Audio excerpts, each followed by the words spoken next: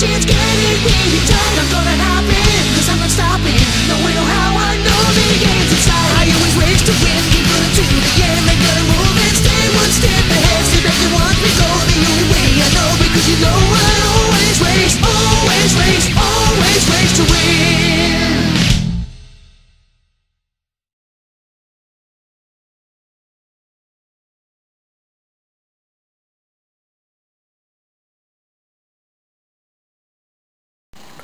Sup YouTube, this is CTV Game Reviews back after a long delay. I'm sorry about the long delay where we've been. We've actually been rewriting the show and working on ways to improve it. So we're back, and here's our first review after a while. This is a review on the Sega Saturn 3D Analog Pad. The 3D Analog Pad was released in 1996 in conjunction with Sonic Team's Nights into Dreams game. The pad is essentially a replacement for the original, which gives it now an analog controller pad, along with still giving you the D-pad, all your buttons. Another thing that it replaced was, on the back, the incorporation of triggers rather than bumper buttons. And these work very well for racing games and other things like that. The controller, unfortunately, because it was released later on in the Saturn's life cycle, is not compatible with a lot of early Sega Saturn games, unfortunately. So some games were actually re-released to be able to use the new analog pad. One of them would be Daytona USA: The Champion Circuit Edition, which was a remake of the original Daytona USA on the Saturn, with different music, more tracks, and it's compatible with the analog pad. Most games compatible with the analog pad were on the back. They have a little thing here stating that they are compatible with the 3D analog pad. The pad is most commonly, like the game that most people would commonly use it for is Nights into Dreams, which is the game it was designed for.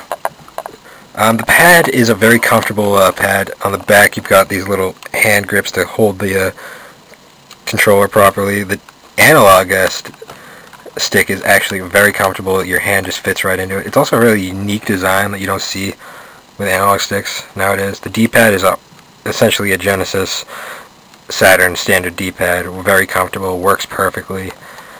On here you got your standard ABC, XYZ buttons. You got a start button, and then another thing on this controller that you have is you got your switch. The switch actually switches between, in certain games, switches between the analog stick and the D-pad. It's a very nice feature.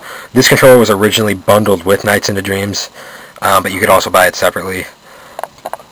Another interesting thing about this controller is, for some reason, you can take the cord out. I think there was supposed to be some add-ons for it, but they were never released, probably due to the Saturn being cut short in production. A few interesting thing to note about this controller: it looks very similar to another controller released by Sega Dreamcast controller. It looks like the precursor sort of. In my opinion, actually, this controller is much, much better than the Sega Dreamcast controller for a few reasons. Mostly the D-pad and the analog stick. The D-pad on this controller is very there. Well, on this one you've got your Genesis D-pad. Very comfortable, very fitting. The analog stick is much less slippery and stays on.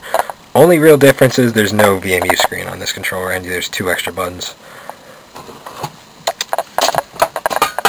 This controller will work with older Sega Saturn games. Unfortunately, just the analog stick will not work. You'll have to use the D-pad, which is fine. Although, if you're going to play, like say a fighting game or something, I'd suggest, or a 2D game, I'd suggest sticking with the standard Saturn gamepad. It's because it's much more better suited for those style games. So, in final thoughts, Sega Saturn D-pad is definitely the definitive controller, in my opinion, for the Sega Saturn. Works perfectly functional, very comfortable. easy to use. They're pretty easy to come by on Amazon.com. They're a little expensive, but they're worth the extra price, a few dollars. This has been CTV Game Reviews. We're signing off, and I give this controller a 8 out of 10. It's a really nice controller. Thank you and goodbye.